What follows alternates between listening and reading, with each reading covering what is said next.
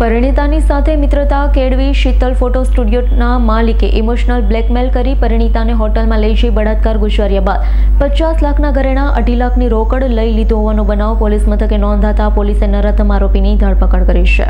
સુરતમાં વારંવાર બળાત્કારની ઘટનાઓ બની રહી છે, ત્યારે પાલ પોલીસે હાલ એક બળાત્કારની ધરપકડ કરી છે।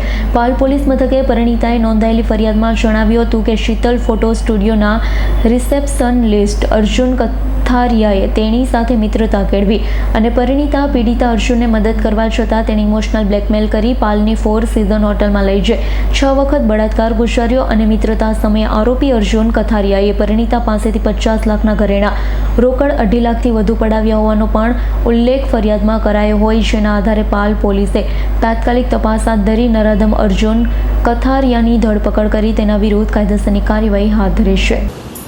તારીખ 26/6/2025ના રોજ પાલ પોલીસ સ્ટેશનમાં એક મહિલાએ BNS 2023ની કલમ 64(2) M 318(4) 352 મુજબની ફરિયાદ અર્જુન ધ્રુપદ કંથારિયા નાઓ વિરુદ્ધ આપેલ છે।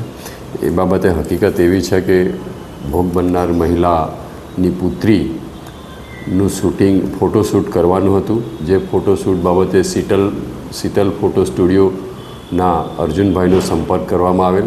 અર્જુનભાઈ મારફતે આ ફોટોશૂટ કરવામાં આવેલ, જે બાદ મહિલા અર્જુનભાઈના સંપર્કમાં આવતા અર્જુનભાઈએ એને લલચાવી ફોસલાવી પ્રલોભનો આપી એની પાસેથી પૈસા ઉછીના માગવાની શરૂઆત કરેલી।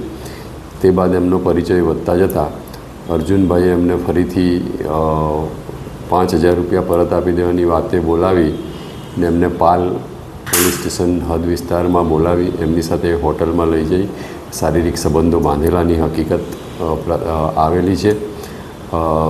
તે બાદ અર્જુનભાઈએ મહિલા પાસેથી 52,49,000 જેટલાના સોનાના દાગીનાઓ અવારનવાર પડાવી લીધેલા છે, જે બાબતની ફરિયાદ આવતા ગુનો રજીસ્ટર કરવામાં આવેલ છે।